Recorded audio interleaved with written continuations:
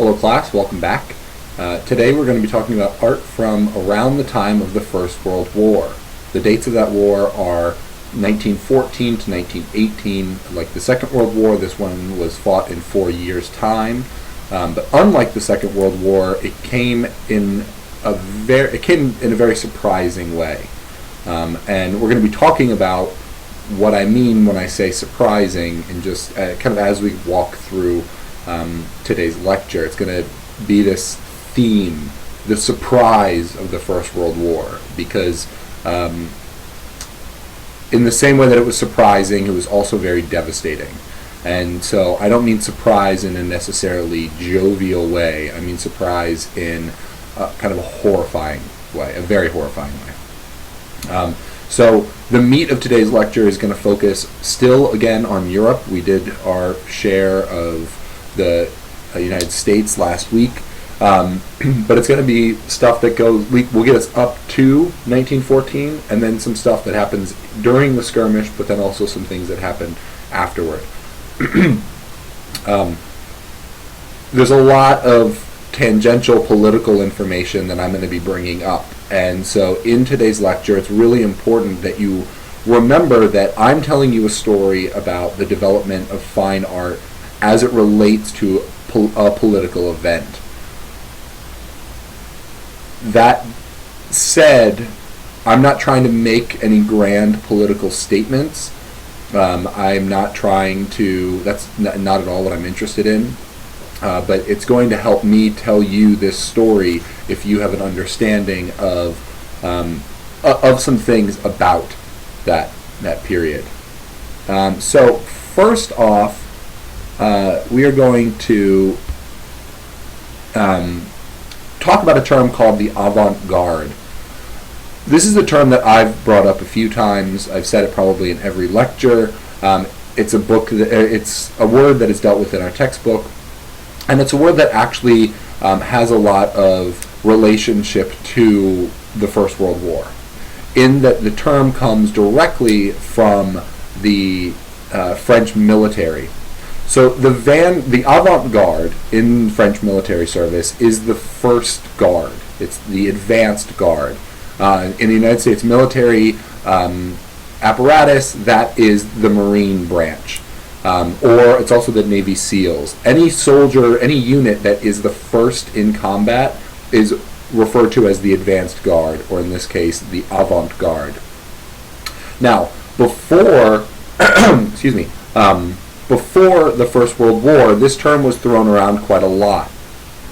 It really took on the same meaning with regard to art practice, but obviously it deals with very different things. You know, the advanced guard in military service they're the first people to the skirmish, right? They're on the front lines. Avant-garde artists before the First World War were wont to have that same title. They thought that, like their military equivalent, they would be the first people involved in these new aesthetic developments. And so here from Tate.org we have originally a French term meaning in English vanguard or advanced group. Applied to art, it means that which is in the forefront, is innovatory, which means they're innovating, right? Which introduces and explores new forms, in some cases new subject matter. Now, pretty much everything that I've shown you up to this point has been or can be referred to as the avant-garde. It's kind of the trajectory of the course that we're going through, which is modern art. When you refer to modern art with a capital M and a capital A, you generally are referring to artwork that deals with advancement or an advancing system of aesthetics. And so that's why this term comes up. Now, it's a funny rhetorical shift, because after the beginning of the First World War, and really it wasn't until around the beginning of the Second World War that people began to use that word more assertively and to actually mean something that to actually mean artwork that has political agency. These artists did not just think that they were developing new aesthetic systems, they actually thought that they had the ability to, and in some cases they did have the ability, to change political systems. So we're going to see some of the grandfathers of that, people that were working up to the breakout of the war, specifically in Russia, and then we're going to see that vanguard group actually did enact political change, and then we're going to see a group from Zurich, a group of artists that came together under the header of Dada, and so even though on our course schedule this lecture is supposed to be 2, it's actually 1, which the announcement for this lecture made clear. That said, I figured that it'd be easier, instead of doing 2 short lectures, to just give you 1 slightly longer lecture. So this one is going to be a little over an hour, but we're all used to that at this point. So that's the avant-garde. Another term that I think is important to discuss is a term called trompe-l'oeil, and that's how you pronounce that. It's not trompe-l'oeil, it's trompe-l'oeil.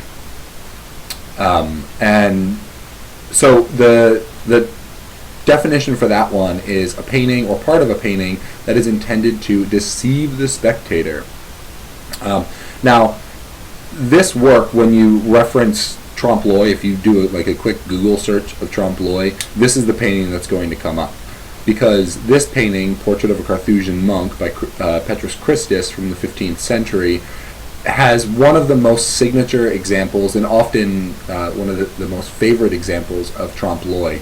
And it comes in the shape of a small fly. That small fly is right here. It's painted onto the canvas in the same way that the portrait of the Carthusian monk is. It's the exact same surface. There's no built-out structure. But what it is it tricks the viewer into thinking that there is a small insect that is resting on the frame. So it's kind of as if this, where am I going to do it? If I spent this entire lecture, where is it, with this apple right there, and I just talked to you as though this apple was right there, you might think that there was an apple that was like floating there on your side of the sphere. That's the idea. This is a term that I'm bringing up here. It's kind of, I should have brought it up when we were talking about Cubism, because of all the references to the cafe table and all those ideas of real versus fake. Those are things that are brought up with trompe-l'oeil, or at least that's how they're discussed in art practice. And so this is a very useful term for you to have in your vocabulary, and it is something I should have brought up a little bit later. So, the chronology of pre-war Europe is one that is fairly tumultuous, is probably the easiest way to say it. For those of you who have watched shows like Downton Abbey, or there's actually a slew of PBS shows and Masterpiece Theater shows that deal with Europe in and around the First World War, they're generally pretty accurate, because specifically what they are bringing up is the fact that during the time before the war, so pre-war Europe, right, you had all of these different countries that were just kind of hanging out. And slowly there was this bubbling of discontent that was coming up. And it was specifically coming from the proletariat, or the working class. And they wanted, much in the same way as the Occupy movement, wanted a certain air of equality, a certain air of possibility, not so structured of a social system. And so what they were really interested in doing was breaking apart that system. And so you have these little factions of rebellious persons that are developing this mainly in rhetoric, mainly in writing. So they're writing pamphlets, they're writing books. There are a few people who are lecturing, there are a few people who are giving seminars, but generally it's something that exists in text. But those texts are very influential, because that's how information spread back then. Without the internet, you actually, if you wrote something down and handed it to someone, that was the only guarantee that that message was going to be further spread. And so you have these radicalized thinkers who are passing around this information. It's not secretive, though. So I don't want you to think that these are like terrorist cells that are exchanging information without the government's knowing or without the government's wanting to know. They don't really necessarily care that their governments would know, or maybe they don't know the reality of these situations. But so we live in a very different political climate. That's a very important thing to make clear. And well, when I do that, my head looks huge, right? Weird. These video things. We live in a very different society, and so throughout the rest of this lecture, I'm going to be talking about how different it was, or how jarring it was that Europe faced this first calamitous world war. And I guess what I'm saying in that is, I'm not trying to say that the First World War was the only war that was bad, or the only war that was scarring, or the only war that caused a huge change in the way that we deal with our world. Most wars do that. That's what wars are. But in pre-war Europe, there was not a mechanized war. Warfare didn't involve machine guns. It didn't involve tanks. It didn't involve planes. It didn't involve gas. It involved noble young men with bayonets, with swords, with knives, going in regimented rows towards the front line of battle, where they would have a noble warrior experience. Some of them would die, but most of them would come home with scars, but they would come home to tell their story. That's pre-World War I military skirmishes. What happens in World War I is we see a completely different kind of warfare. The world has industrialized, and so has war. And so we're going to see a lot of different ways that people have dealt with that conflict and with that kind of issue. So, here we go. Alright, so Edward Muybridge's Galloping Horse. This is something I talked about a lot. I showed you the actual GIF of it, which is a new fangled way of seeing this image, or this series of images. This is the more standardized way. This is how it was actually published. So you can see here, I talked about this very briefly. What Edward Muybridge did is he went out to Palo Alto, California. He set up 16 cameras along a horse track that had that was backed with a white wall, so that there was no distraction from the image. And then as the horse ran, it clipped different cords, setting off those cameras and allowing us a view of a horse in motion. This whole idea of locomotion or movement, or really has much more to do with our fascination with movement at this time in history, is what changed warfare. It's also what changed people's perception of warfare. So 1878, these photographs are taken. By the turn into the 20th century, we have this image is circulated everywhere, and pretty much anyone who is regarding themselves as avant-garde has seen this picture, or this series of pictures. And so the aesthetic avant-garde is very clued in to this kind of scientific examination, because that's actually what this is. This is not a photograph for the sake of taking a photograph. This is the scientific, well, it's actually a bet. The guy who owned the horse bet someone else that horses pull all their legs up as they gallop, which you can see in the second frame right here. And he won the bet because with Muybridge's help. So this is actually a bet, but it's a scientific documentation of an actual event that caused a lot of people in the avant-garde to be very interested in modes of depicting locomotion. It's a very important thing. Another very important thing, to continue with our review, is the Futurist Manifesto that was published in 1909 in Le Figaro. I bring this up because the futurists get often a bad rap because they ended up on the wrong side of the military skirmish. Marinetti, the man the author of this text, ended up proclaiming his fascist solidarity very early in the war, in the Second World War, and was very much of the belief in the fascist system, which those of you who don't know about fascism, you should look that up, because it's some stuff. So, again, I just want to do like a really quick review to show you that there was this spread of things, because it's necessary. So, Umberto Boccioni's The City Rises. Now, let me make this screen just hang tight.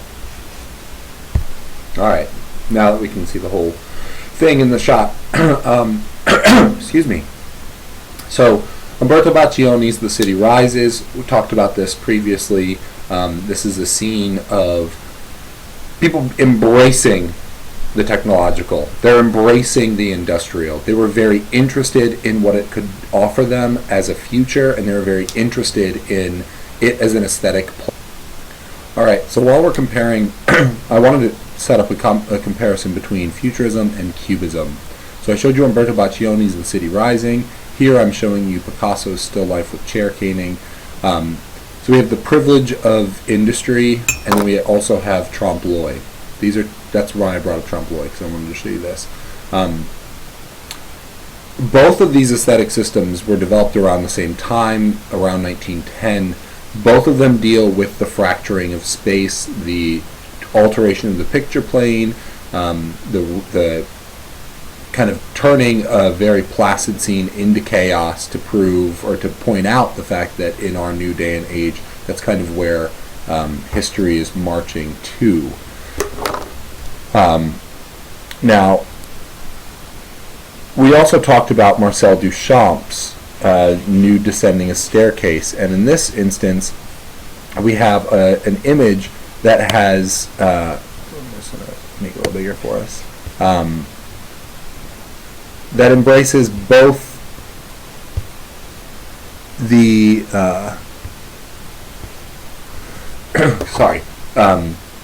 that embraces both the futurist ideology of capturing speed and also a little bit of Cubism's hope at capturing motion and three-dimensional space.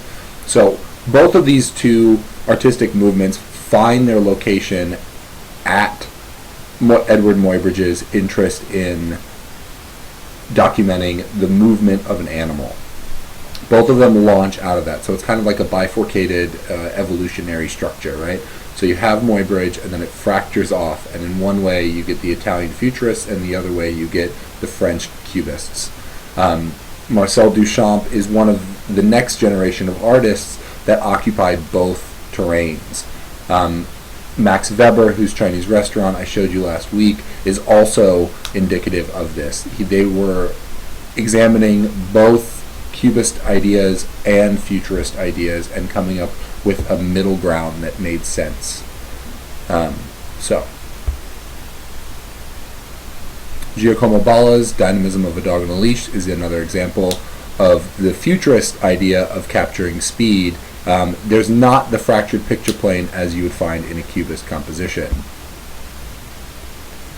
Gino Severini is one of the Futurists that I didn't bring up during our conversation, and he embodies that interest, the overlap, a little bit like Marcel Duchamp does.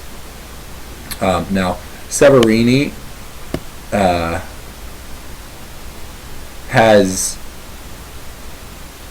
sorry, this image is cut off on the bottom a little bit. Just a touch, though.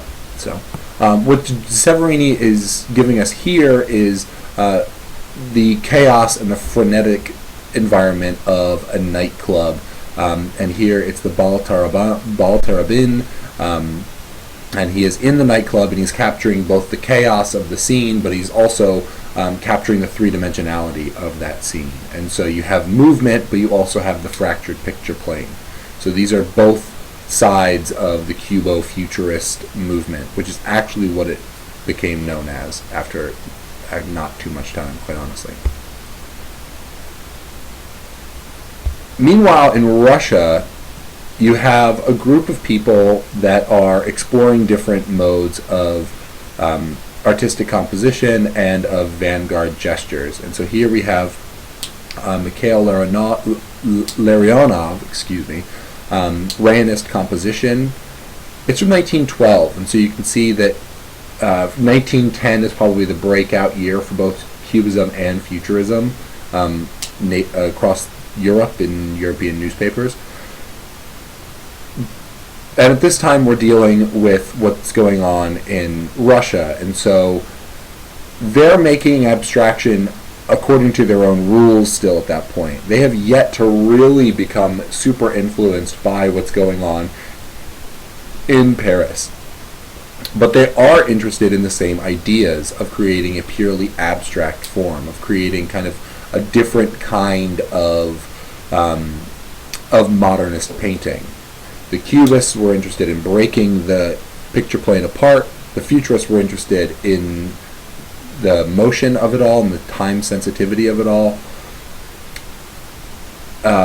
Larionov and other Russians in this time were breaking apart the picture into rays of light. So they're kind of coming out of Impressionism with that focus on seeing light and the behavior of light as it moves through the environment. But they're also interested in capturing the speed. And so it's very much of this mechanical age of moving light. And very specifically, this Rayanist composition is about the movement of light as depicted by pigment on canvas. Natalia Goncharova here gives us Landscape 47, also from 1912. She was kind of in cahoots with all these other Rayanist painters. And here she has she's depicted, rather, not broken, her landscape, the image of her landscape, into a combination of pictorial space, because you can see there is some recessing space that happens here. And we can also define this area back here as a background, and this stuff being more in the foreground. But she is also embodying that Rayanist perspective with having lines of color painted in as opposed to dots or quick staccato brush marks. It's important. Kazimir Malevich gave us this painting, The Woodcutter, from 1912. And his form of abstraction was not cubist, it was not futurist, it was what he referred to as tubular, as in he would break apart. I keep saying break apart, they're not breaking apart. He's restructuring or reordering the environment that he's depicting on canvas into these cylinders. Because this person is cutting wood, so that actually makes a lot of sense that a woodcutter would be surrounded by cylinders because he's chopping cylindrical trees. And this, as is the case with this picture. But there are other images that Malevich did from around this time where he inhabits the same aesthetic form. He gives you this interesting way of rendering the full depth of someone's arm. If you have, I can show you this white cup. It's actually incredibly white, so it's hard to see, but you can see that there are some shadows that are developing along this side here, leading you to believe that that side recesses and that this isn't actually a piece of paper, that it is actually a mug, a ceramic mug. So, case in point. And so he's using a lot of that kind of shading system, which is something that you learn very early on in art schools in two-dimensional design.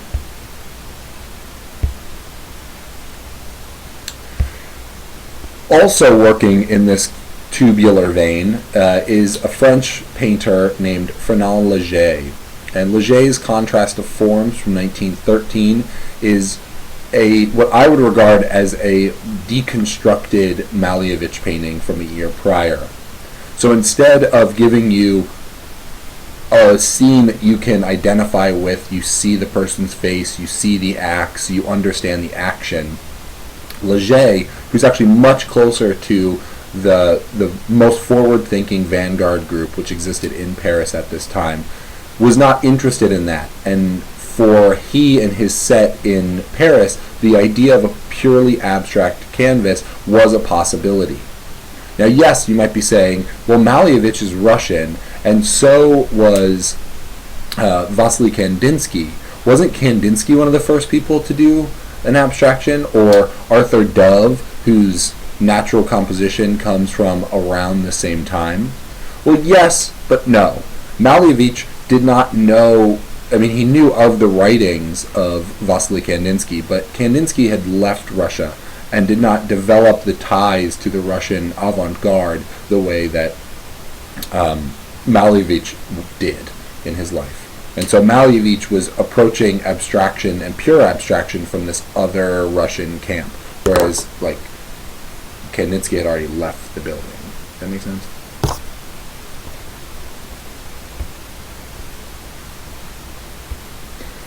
Also in 1913, you have Robert Delaunay. He is a French painter. He's also interested in making a canvas that's purely abstract.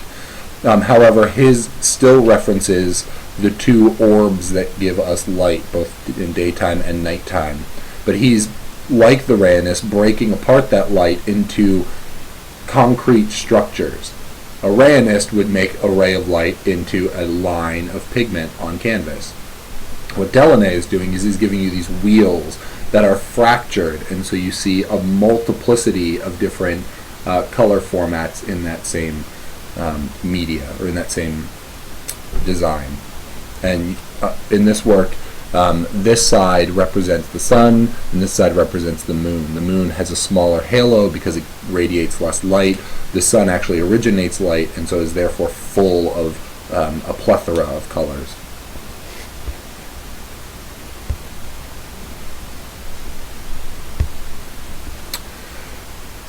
Cubism was not shy of making things into sculptural forms. And here we have Alexander Archipenko's Modreno II from 1913. This has all of the markings of a cubist image. It has the breaking down of the simplification of planes of the human body into just flat shapes, as is referenced here by the full, a human leg is just flattened out into a thin sheet. But this whole structure actually stands off of the flat surface. This is a sculpture, and you can see there's also this little platform that it rests on. So it does act like this, and then the sculpture sits in the center there and is actually it's a low relief sculpture, which means that it's coming out of a flat picture plane, as it were. And so Alexander Archipenko was Russian. He embodies much more of the interest in Cubism than, say, Malevich, who is dealing with Cubism. But Archipenko was very interested in Cubism, but also in an artwork that pushed forward. Now, I'm running through this stuff very quickly because all of the stuff happens very quickly. So, we've talked about this one, unique forms of the continuity in space. This comes with a lot of different titles. Basically, if you see this sculpture and you give me Baccioni, forms, continuity, uniqueness, you're going to get credit on the tests.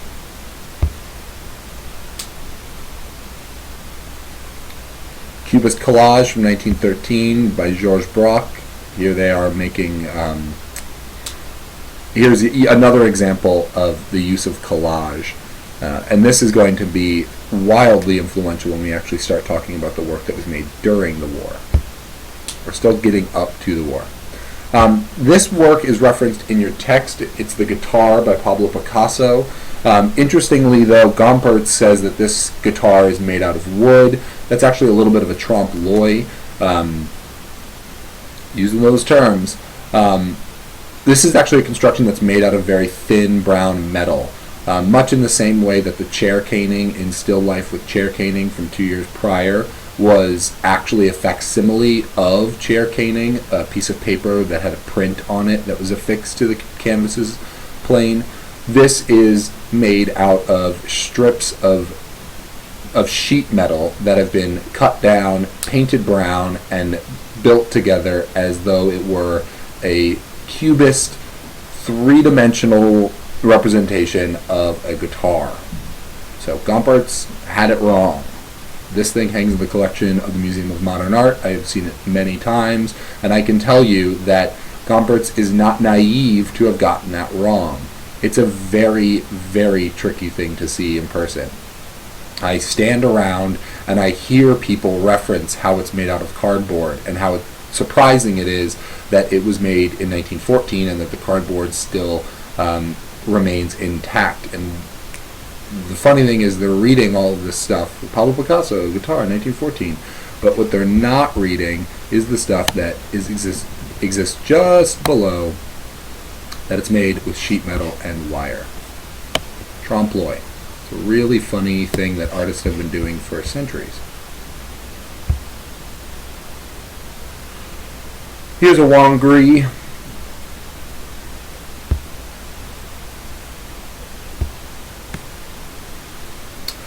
(1914) gives us this painting by Henri Matisse. And in this work you can see that in the 9 years since he and André Derain and Vlaminck founded or pronounced themselves as wild beasts in an exhibition in Paris, they've moved a little bit away from that distinction. In the early part of Fauvis's history, Vlaminck was the only one who used black pigment. By the time 1914 rolls around, Henri Matisse has started to use some of those colors in his palette. I'm not necessarily trying to read into that much. I'm not saying that because it was 1914 and because Europe was on the cusp of a calamitous military endeavor, that he was feeling macabre and put this black pigment on his canvases. I think that he is an artist that explores a variety of different techniques, and as you will see as his work develops around the First World War, that he is very the war affected him like it affected everyone. I mean, I'm not showing you any of Claude Monet's late works, but he was alive up to near this point and was also very affected. His palette got very dark. He was very perturbed by what he was seeing and experiencing, as was everybody in Europe. What this course is doing, and what I'm doing in today's lecture, is showing you that artists are a great way of looking at the emotional representations of specific time periods. It's not the only way to read the work, but it is certainly an informative way to read the work. So art historians often have this funny, episodic understanding of cultural history and cultural tradition, and it comes from, well, looking at this stuff. So Henri Matisse is making this painting from the inside of his studio, where he has a jar with 2 goldfish in it, and next to it is a piece of fruit. And this is a very structured canvas from somebody who was so inspired by the expressionism of, say, Paul Gauguin. Here you can see that he is, and I keep saying here, but I'm actually going to show you. Right here you can see that he's interested in, or at least cognizant or aware of, the Cubist tradition.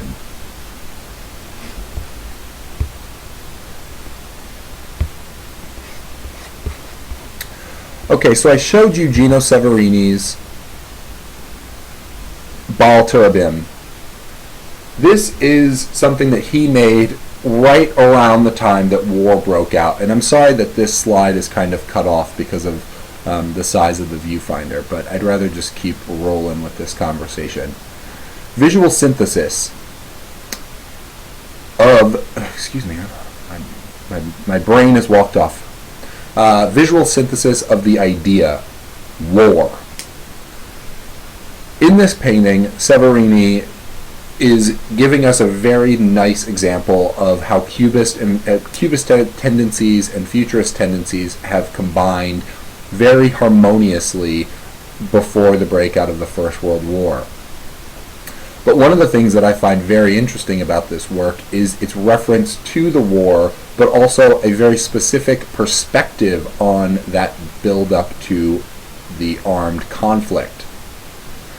People in Europe, as I was saying before, anticipated this war with valor.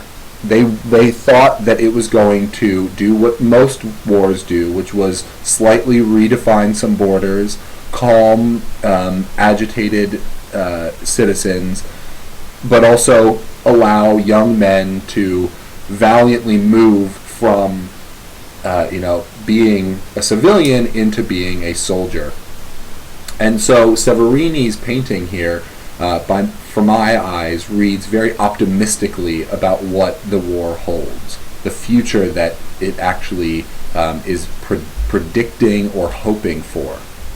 In the same way that Umberto Baccioni's The City Rising privileged the kind of industrialization, the harnessing of nature, and the building of factories, here Severini is very proudly saying we are going forward with society, we are going forward with construction, we are going forward with progress, we are going toward this war.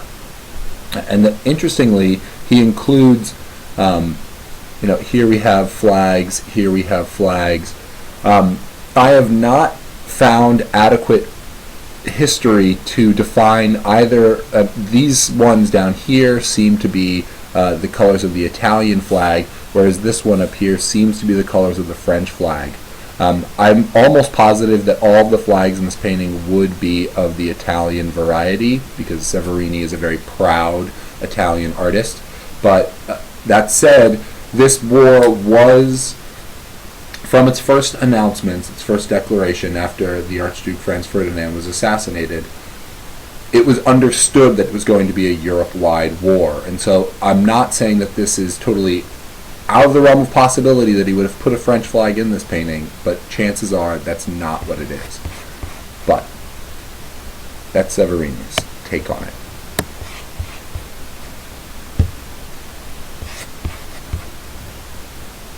Now think back to that Cubist painter, Kazimir Malevich.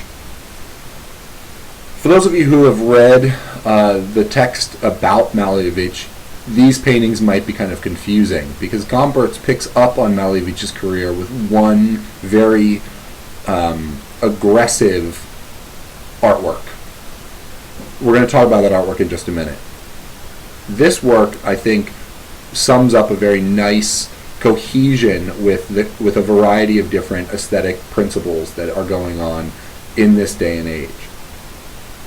Now, last week I showed you Marsden Hartley's Portrait of a German Officer, where I told you that it was a symbolic portrait. It was the pulling together of different cultural things that define that person, in the same way that this apple might be used to define me because I am a teacher. Excuse me.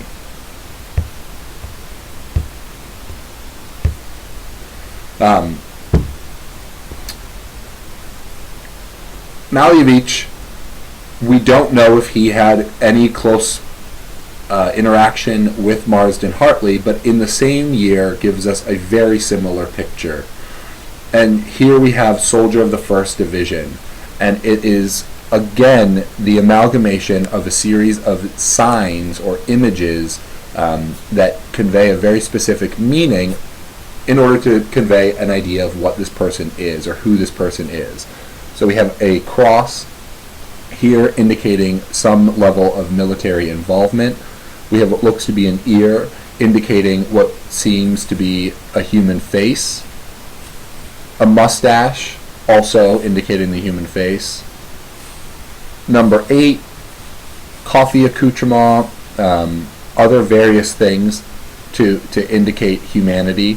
But then there are these little subtle gestures of cubism, where you have like this image, or this part of the image, excuse me, where there is a little bit of that stipple work that the Cubists were fond of. Think back to Majoli, or Portrait of Le Portuguese by Georges Braque and Pablo Picasso subsequently, and you'll see what I'm talking about with this. So he's seeing Cubist works here. Also, the way that he has decided to break up this entire thing. I mean, he's fracturing it the way that the Cubists were, to give you not just a sense that this is a portrait in, like, you know, here is my ear, here is my ear, here is my nose, but it's fractured in Cubist. He's also combining that with the ideas put forth by Marsden Hartley in that work that I mentioned just a second ago. Now, one of the things about this work that I think is indicative of a new direction in art, and this is going to be taken very seriously by Malevich after the war begins, is this blue circle, this very large structure of yellow. Those two things indicate a very flat, very obvious sense of a picture's plane. It's a very important thing. He is processing the vanguard groups so thoroughly that he's breaking them apart and then coming up with new solutions, new questions to answer. What happens once we break those things apart? How do we then go back to reinforcing the flatness of the canvas? What happens when we bring in all these outside cultural cues? How do we go back to reinforcing the flatness of the canvas? Malevich's answer was to just give there it is, like just one block of color. But he also doesn't stop there. He includes a physical thermometer hanging on the picture's plane. So he is building these things up pictorially, conceptually, theoretically, according to the avant-garde. He's making this very new thing, and it's about the pride of going to war. It's about the honor and the duty and the ubiquity, the sense that it's everywhere. Every young man is readying themselves for this skirmish. This was the march towards that conflict. All right. So, really quickly, the war changes everything, right? During the war, in Switzerland, we have the creation of a movement called Dada, which I'm going to talk to you about in just a moment. In Germany, after the war, around 1918, you have Dada aesthetics creeping into the political realm. In France, Dada comes wrapped up in Mr. Marcel Duchamp, who had the lucky privilege of traveling around quite a bit during the war and during the skirmish, even though he wasn't involved in combat because he was not wasn't an enlisted man. Not that he didn't want to be, he just didn't really have a country profile to really fit in. Like, what country is he going to serve for? France or the United States? Because he's kind of on both sides of that line. In the United States, the avant-garde, the Armory Show happens right before the breakout of the war. And so it's hard to tell in the history of American modernism what was actually more influential for aesthetic developments, because in 1913 you have this massive push with European art into American audiences' faces, as it were. And at the same time, the war breaks out. But because America is so vast, these ideas took a long time to circulate. It's hard to really pin down what was responsive to the war, what was responsive to the Armory Show, what was responsive to both or neither. But we do know that it happened. Now, in Russia, the important is really the brunt of an important conversation. And in Russia, because of a variety of different things that happened in that country, they walked out of the war and walked right into a revolution. Artists actually had to begin with scratch. And so I've listed all these countries, but when talking about the immediacy of things, we're going to start off dealing with Switzerland and then move into Russia. Dada. Dada is a word that purposefully has no specific definition. It's a word that is spoken in pretty much every language across the world. That is because it's the sound that is the easiest for the human mouth to make. da. It's often why a baby's first word is da, because it's the easiest thing for an untrained tongue to pronounce. It means a variety of different things, specifically to all the different European cultures that were involved in the First World War. Subsequently, when artists that were, for a variety of reasons, not involved in the actual fighting, when they all came to Zurich, which was a neutral zone, so it was a place that they could be safe and kind of free of worrying about the conflict encroaching too much in their lives, all of them had different meanings for this word. And so, what do I want to say? It's important that you understand that it's the kind of universal nature of the term Dada. And it's because it was so universal, it was because it was, it came with so many meanings and therefore meant so many things and subsequently meant nothing. It was usurped by a small group of creative people when they came together to create what was loosely referred to as a cabaret. I say loosely because it wasn't just a cabaret act where there's singing and dancing. It also involved a great amount of artistic production, costume design. But they were made not by trained individuals. They were made by a zany group of artists. And the cabaret was called the Cabaret Voltaire. And in the Cabaret Voltaire, Dada was born.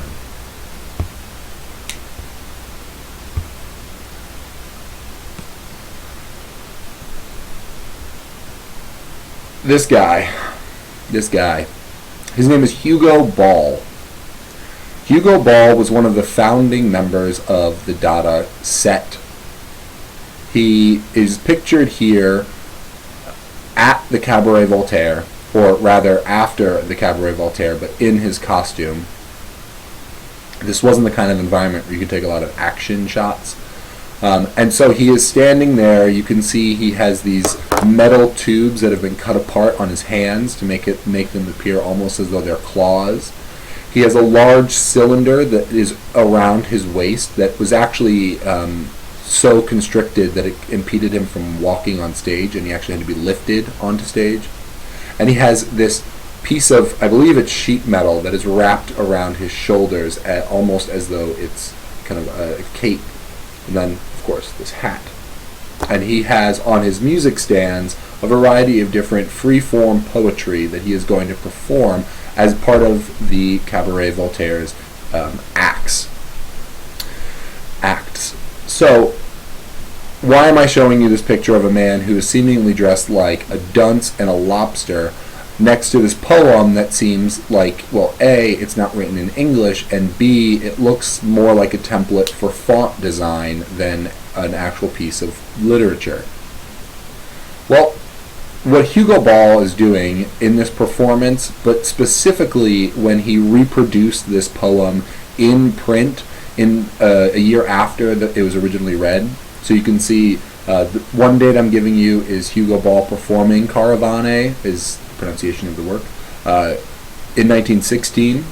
And the other is, as I was just mentioning, the printed copy of Caravane from 1917. It took him a year to figure out how he wanted to produce that text, and this is how he did it. He deliberately used a variety of different font types in order to make the text seem as though it was collaged together. Coming directly out of the collage motif developed by the Cubists, the Dadaists picked it up.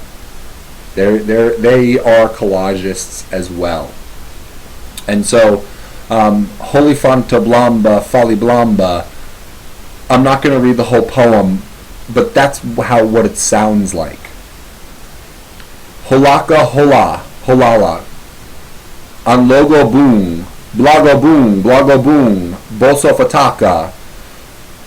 these are sounds that are made in a variety of different European languages, in a variety of different languages across the world.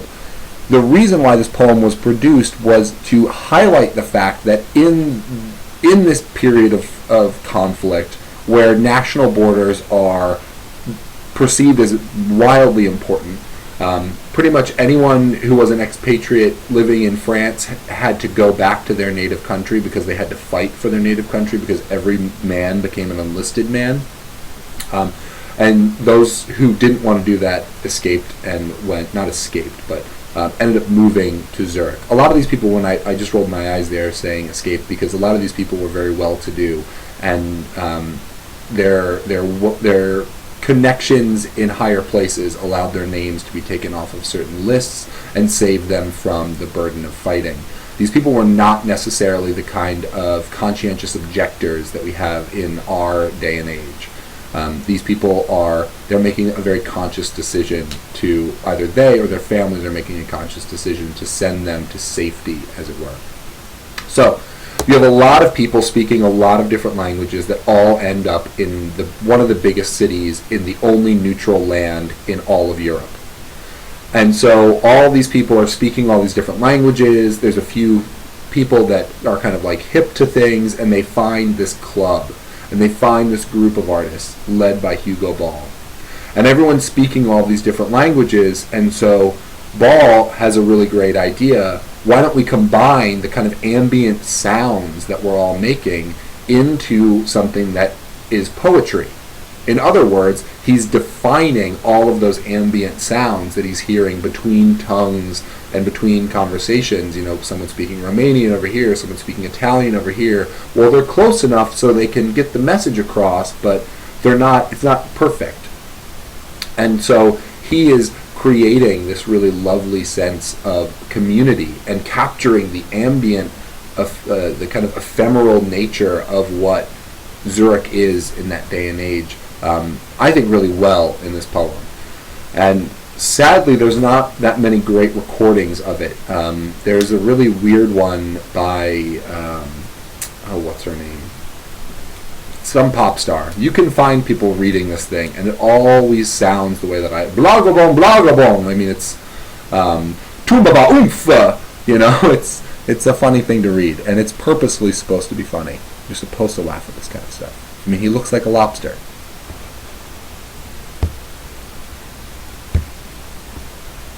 Also coming directly out of the Dadaist penchant for collage, but I think with a little bit of an influence from the Russian set, which we're going to talk about in just a second.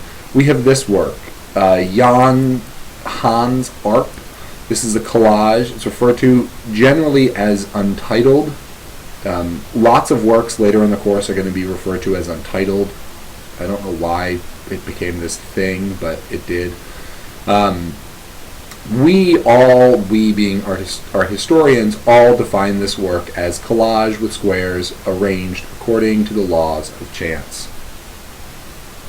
So, the idea here, and this is going to be shown to you again in The Shock of the New, the video you're watching this week. The idea here is that Arp took these pieces of paper, tore them up, and then dropped them on a sheet of paper and walked away from it. It was done. That's the way the story was told initially. That's the way it was memorialized. That's total crap, and I hope that you can understand why it's crap just by looking at it. This isn't arranged specifically to the laws of chance. There's a color palette here. He only used white, gray-blue, and a deeper blue. He might have torn those sheets of paper, but they're torn all in the same shape, so that's not random, that's not chance. And he also dropped them from a specific height down, but yet there is not one moment where they overlap. That's also not chance. So I'm not saying that this is a bad work, because he didn't call it arranged according to the laws of chance. That's how we memorialized it. He called it untitled. We were really excited that there was something that seemed to be chance, that was purely abstract, that was not a painting, but yet commented on so much of the trajectory of modern painting, that we decided to say it was arranged according to the laws of chance. In actuality, this is a really important work, and I'm not trying to cut it down. I'm just saying that when you look at these things, take it with a grain of salt and feel free to be critical, because criticality is an important side effect of this course. That's a good way to put it. Christian Schad, this is a collage that's actually created using a photographic technique. He basically took these elements from newspapers, magazines, and put them on photosensitive paper, and it actually registered a certain level of the image. So this one also comes directly out of Cubism, but here you can see that artists in and around the Dada group are very interested in the use of collage, but also other technological things like, in this case, photography.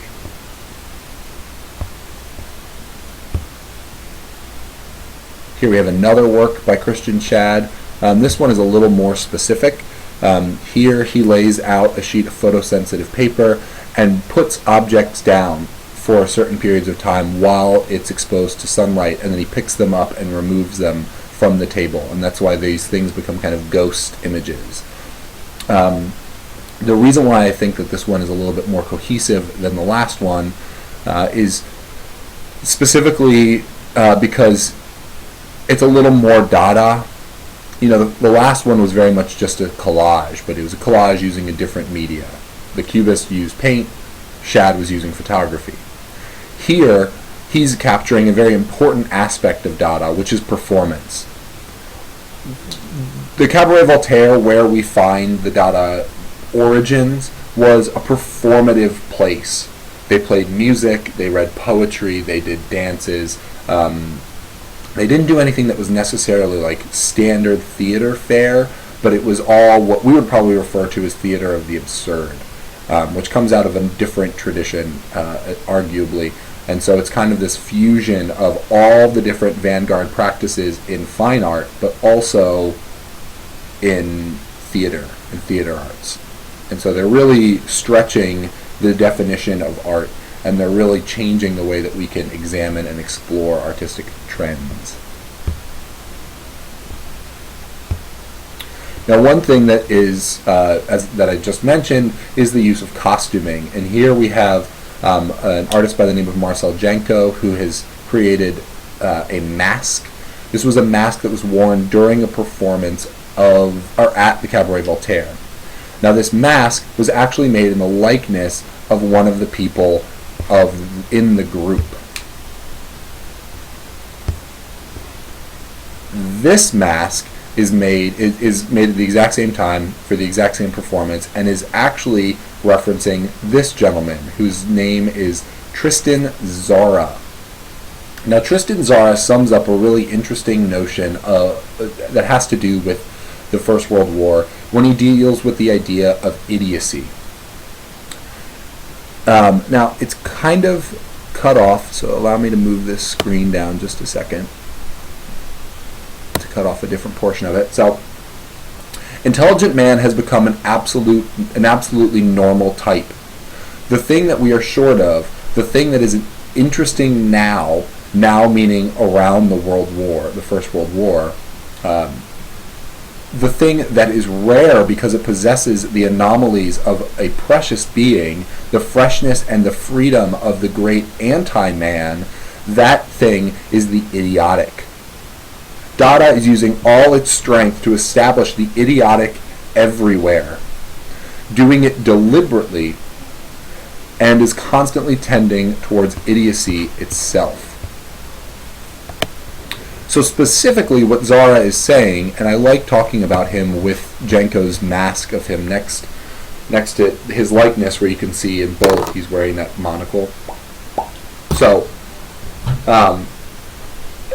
what Tzara is interested in what he's saying here, not what he's interested in, what he's saying here specifically is that all of this push towards progress was structured behind this idea that that's normal. Normal is progress. Normal is moving forward. Normal is building factories and train stations and having workers and X, Y, and Z. And 1914 rolls around, war breaks out. 1916 rolls around, almost an entire generation of young European men are dead. The rest of that generation is still on the front lines, if not in hospital somewhere in Europe. And by 1918, at the end of the war, you have an entirely beaten down continent. Everybody was they were confused. They didn't understand how they got there. War was supposed to make everything better. War was supposed to make young men valiant soldiers. That was what was prescribed by what Zara is referring to as the absolutely normal type or intelligent man. And so what he's saying is, if that intelligent man has gotten us in this mess, why don't we at least listen to what that group is saying? That group. And by that group, I'm probably pointing in some weird oblique angle because of how I move this little video thing around. That group specifically is the idiot. And when the idiot is not presenting ideas that are totally outlandish, or maybe if they are, Zara is lumping them in with Dada. Dada is willfully idiotic.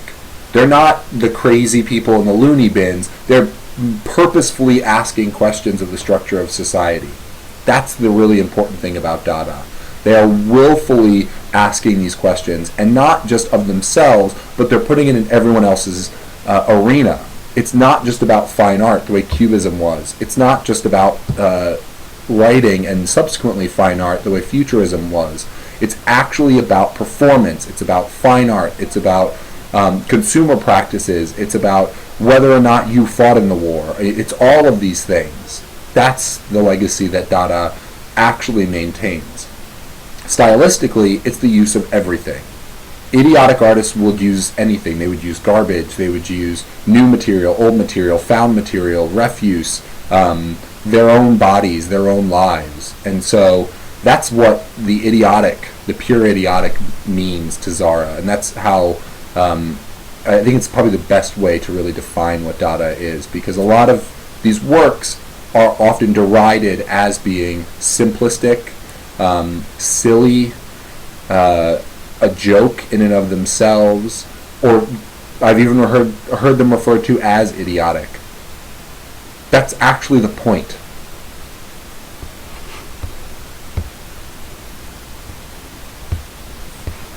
All right. This work happens when Dada actually gets political, and that happens as this collage is dated. This is probably one of the earliest works, and I'm sorry that this is cut off. But this is a work by a female artist named Hannah Hack. Cut with the kitchen knife, Dada through the last Weimar beer belly cultural epoch of Germany. After the war ended in 1918, Germany was in dire straits, and the state that surrounds the capital became known as the Weimar Republic. For a very short time, it actually had a different government. It was a republic. And it was at the same time that this camp of artists that were kind of holed out in Zurich began to eke up into their home states and out into where they were from. And so this think tank that had come together for 4 years in Zurich had then diffused, and the diaspora of ideas are circulating around Europe now. When they go to Paris, they become very formal, because that's what Paris is. It was about the regimentation of art practice. It was about the order and the trajectory of an art history. In Germany, there wasn't time for that. Because of things like hyperinflation, because of just the massive amounts of devastation that occurred, what you have is works like this that are very much from an aesthetic avant-garde, but they are also from a very deep political sentiment, and a very angsty one at that. Hawk is not saying, hey, look at how awesome our new government is. What this collage is actually designed to project is the idea that, okay, the war is over. We have all this industry that we made for the war, and the war failed us. And now we're in this fake country. We were Germans, but now we're in the Weimar Republic, so we're Republicans, and we still have all of this stuff. We have no money. We have no real government, but the government we do have is making all of its money on war profiteering. So generally we're in a bad state. And so artists like Hannah Höch and other German people who refer to themselves as Dadaists began making artwork that was very directly against those kinds of cultural traditions. They were fighting a political fight.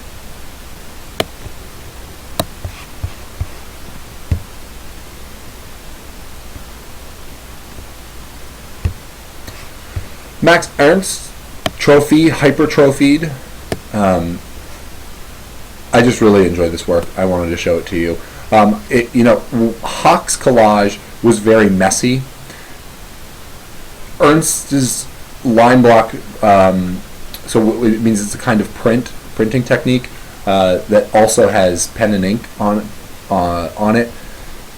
His is very clean. It's very design focused. So they weren't, a lot of these Dada works are very chaotic and are kind of sloppy, but they're done according to a very specific plan. The plan, as in Zara's explanation, was to be idiotic. Some people allowed themselves more freedom to be messy, like Höch, whereas other people, like Ernst, like Jan Arp, were much more ordered in their chaos or in their idiocy. So, move forward now. Alright, in 1920, a group of German artists came together and put on a show called the International Dada Fair. We refer to it as the Berlin Dada Fair. It happened in 1920, so it happened 2 years after the end of the war. And this is Hannah Höch, just for what it is. And we're actually going to talk about this work later on. We're not going to be talking about that work, but it's a sculpture by John Hartfeld. It's called Portrait of a Prussian Soldier. This is also by a guy named John Hartfeld. But what I want you to see here is Dada. This was referred to as the International Dada Fair, and which means that it's a bringing together of international artists under the heading of Dada to create some sort of cohesive group unit. The Impressionists had it, and they were regarded in art history as important. The Fauves had it, also regarded in art history as important. The Dadaists wanted to be part of a group idea. They wanted to come together to show that they had a collective voice, regardless of whether or not they thought anyone was listening. They just needed to proclaim it for themselves. This show was not massively popular. It wasn't a blockbuster, to use the terms of our day and age. You had a few people, mainly friends of artists or the artists themselves, show up, and they were the ones who were part of that conversation. The avant-garde is often a small group, and it often exists at some fringe of the cultural norm.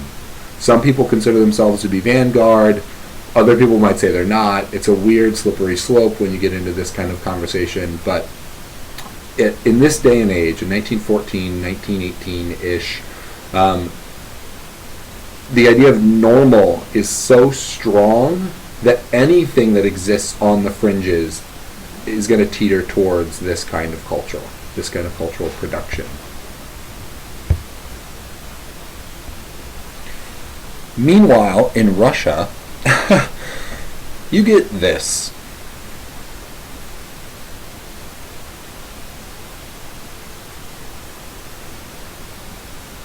Take a second, soak it in. It is exactly what it looks like. It's a black square. There's a white border on it that is not white paint.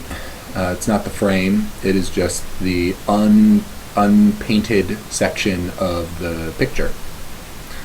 In the center of the picture is a black square. This black square for Kazimir Malevich in 1915 symbolized the end and also the beginning. It's the moment where you're in between those two things. At the end of something, you get the beginning of something else, right? That's how everything works. At the end of life, death starts. That's optimistic. Sorry, be bleak. So I showed you, in today's lecture, I've shown you two Malevich paintings, right? One was the Tubist woodcutter. The second was the soldier, the conglomerate portrait of the soldier in the 1st Regiment.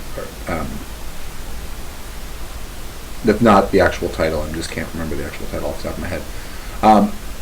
And when I talked to you about the image of the soldier, I referenced the fact that Malevich had put in these blue squares, or the blue square and the yellow square, and those two things were going to indicate the move that he was going to make next. What he was processing at that time was all the different vanguard ideas, right? So he had Cubism in there, he had Futurism in there, he had this symbolism in there, which is, as I said, best indicated by the Marsden Hartley portrait of a German officer. And he made these works after being influenced by being in France. I actually think that he was in France during the breakout of the First World War. And then subsequently he went back to Russia because pretty much everybody had to leave and go home, or they also wanted to. It wasn't necessarily just turned into a police state. And so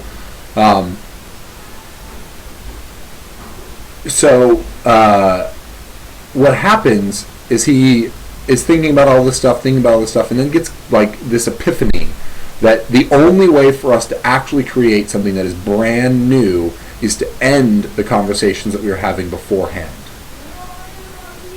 And so if every painting is about this idea of pictorial space, which is really well illustrated by our little video here. So you can see that, my hand is now in the foreground, my head's in the middle ground, and this wall is in the background. So that's pictorial space. And we have, for 1,000 years in European history, been making images that deal with pictorial space. It's just our MO. It's what we do. And Malevich is saying, okay, well, the only way to make something that's brand spanking new is to just cut everything else off. And so instead of giving you a pictorial image that has a woodcutter chopping wood, or even an abstracted image that is a portrait or a reference to a human form in this symbolic portrait, or in this symbolic language, what you have here is him giving you nothing. And so this is kind of the dorky art historian in me wants to ask you all, do you see an image of nothing, or do you see an image of the birth of another thing? Optimism, right? Is it half full? Is it half empty? Is it there? Is it not there? This work is really important, and that's why Gompertz labors over it. When Malevich died, his body was escorted through the streets with a big poster of this square.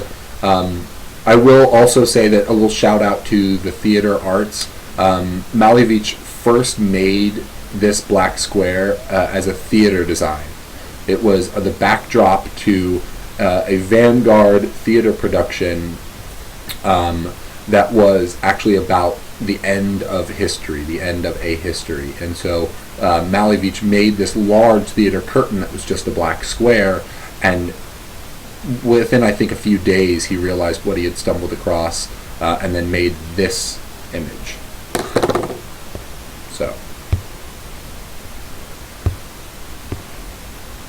Really quickly, though, he understood that you can't say everything's over, because if you say everything's over, then everyone's unemployed. And coming from a good, solid, and I don't mean this in like let's get those commies way, a good, solid communist base, he doesn't want people to not be employed. He doesn't want there to not be artists. We have to have painters, right? Because painters is a job. So what he does is he begins to invent a new pictorial tradition that is based in the idea that you end everything and then you begin to start new things. And so really quickly he gives you this work, the Suprematist Composition, which is a wholly abstract work. It is made up of primary colors and simplified geometric forms. So we have yellow, red, blue, black, and white represent the other color or the other non-color spectrum. Black and white aren't actually colors; they're the presence or absence of color. Black being the absence of color, white being the presence of all color. And he's rendering something that is brand new. Planes. What better thing to make the first new painting than our humanity's biggest step forward at that time?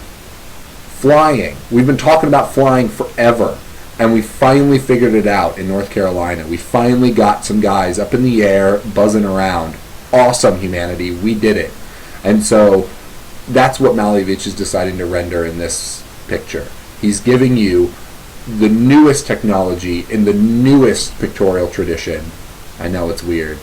He's like saying very dogmatically, we're ending this, when actually he's just boop, making a new one. And so he gives you this work.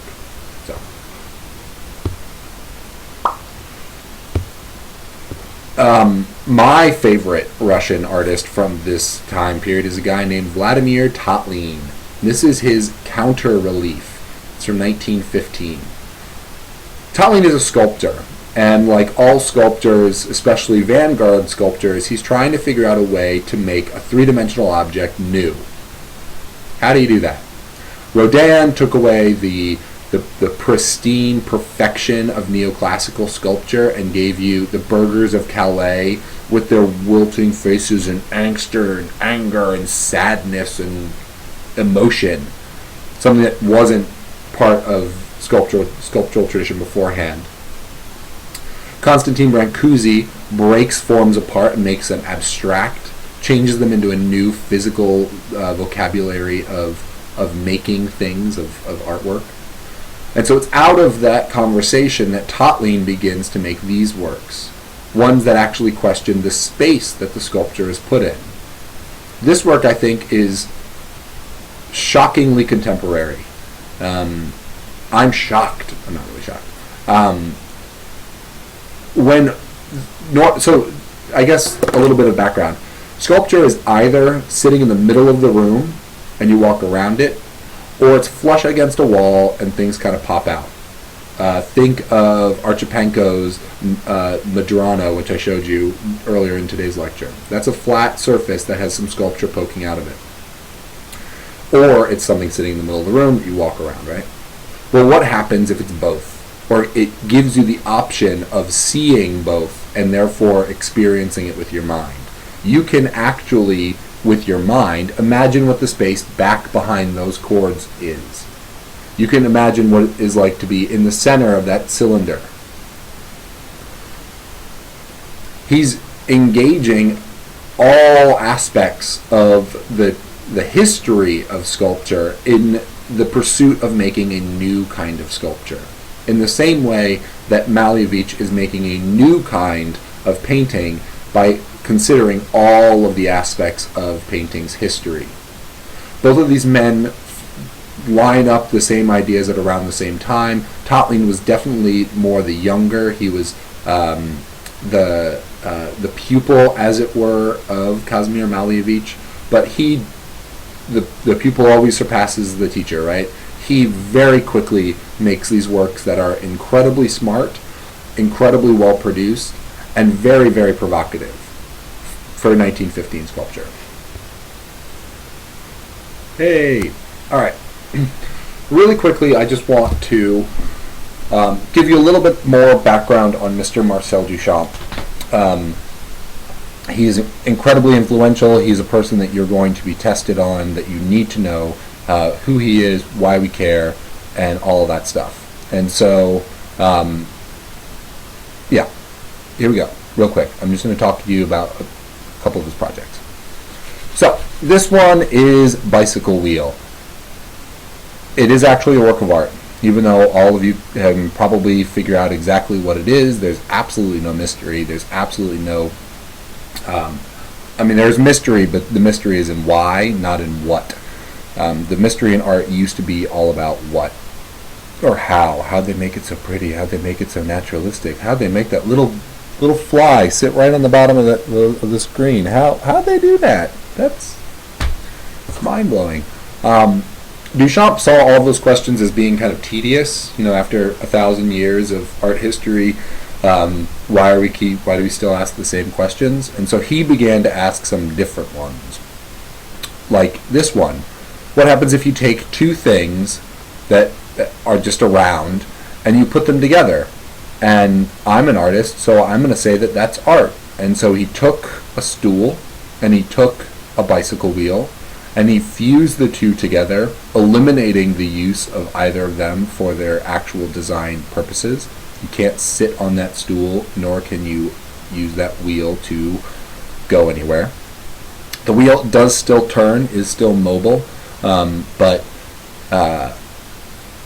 it's just a construction.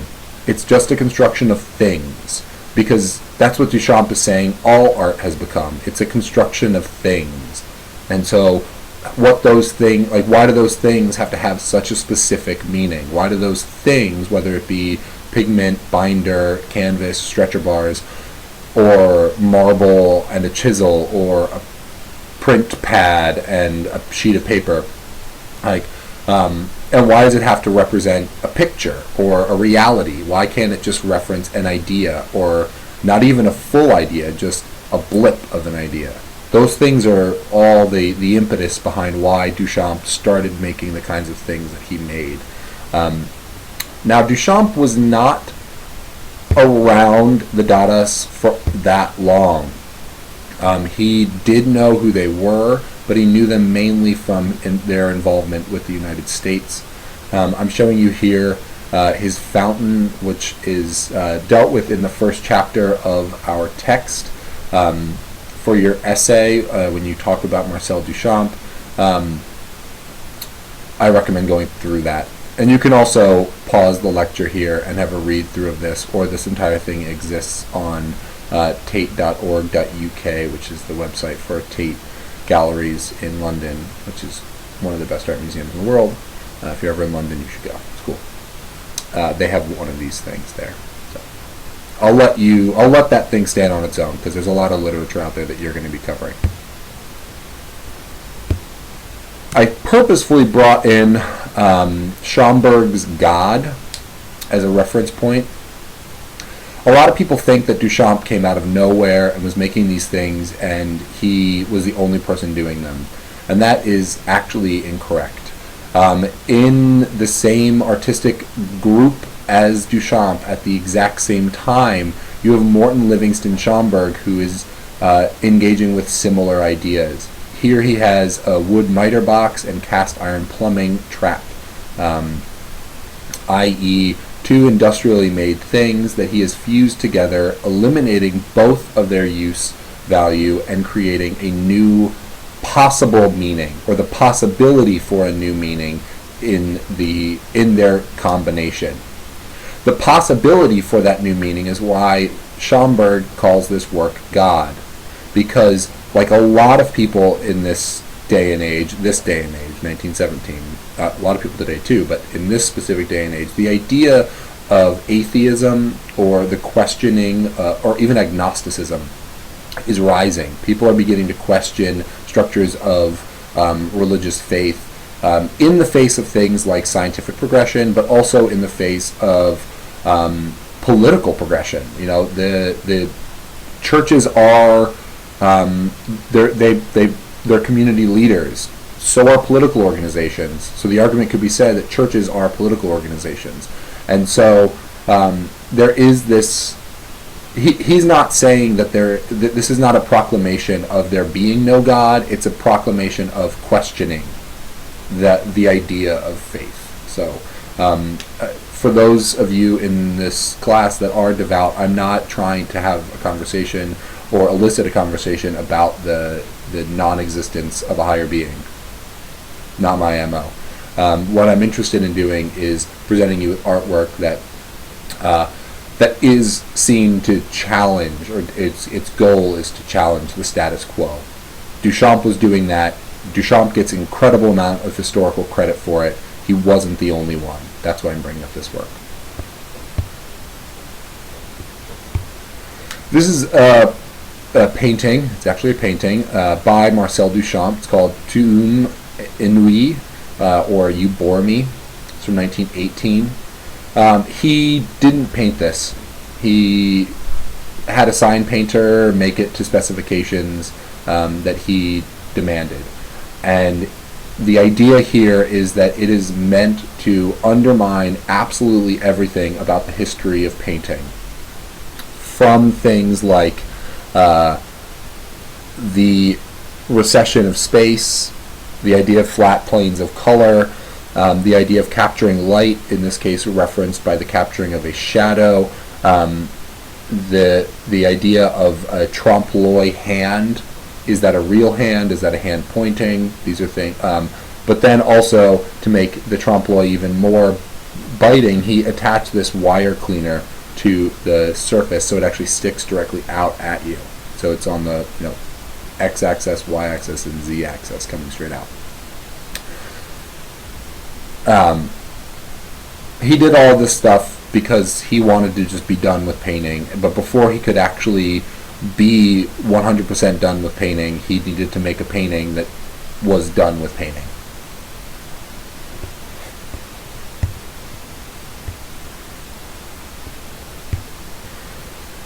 In 1919, Duchamp visited or picked up a postcard somewhere in Paris. When you're in Paris, there's a million postcards of this lady, this painting of this lady.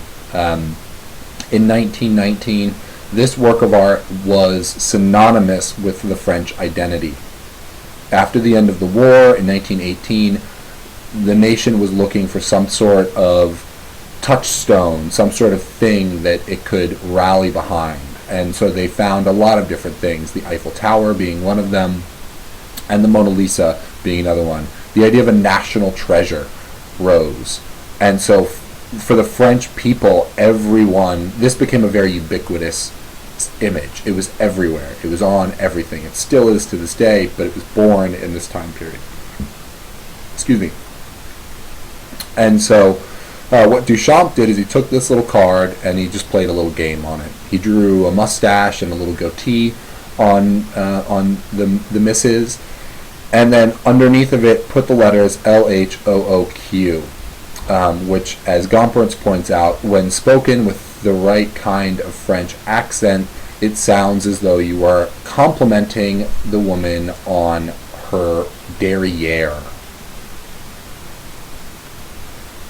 He's playing a joke because he's questioning, like all these other things, the sanctimony, what is sacred.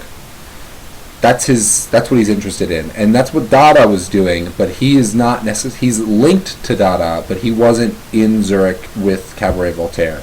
He was in New York with the New York Dadaists, but that was a different thing. Same ideas, same messages, but different structure. 50 cc's of Paris Air. He went, Duchamp did two things. He was a social commentator, specifically with regard to what we privilege in our society and art. Like by questioning the sanctity of the Mona Lisa as a national symbol, by questioning the sanctity of arts organizations, by submitting the urinal or a urinal as a sculptural work. He's also very quick to play on puns. And so when in a letter between friends across the Atlantic, someone referenced having a breath of Paris air, Duchamp found a way that he could bottle Parisian air. And actually, this tiny ampoule broke. And when it was recreated, or fixed, as it were, I don't know how they did that. It seems like they just recreated it. But Duchamp also said you could recreate any of his works. He doesn't really care.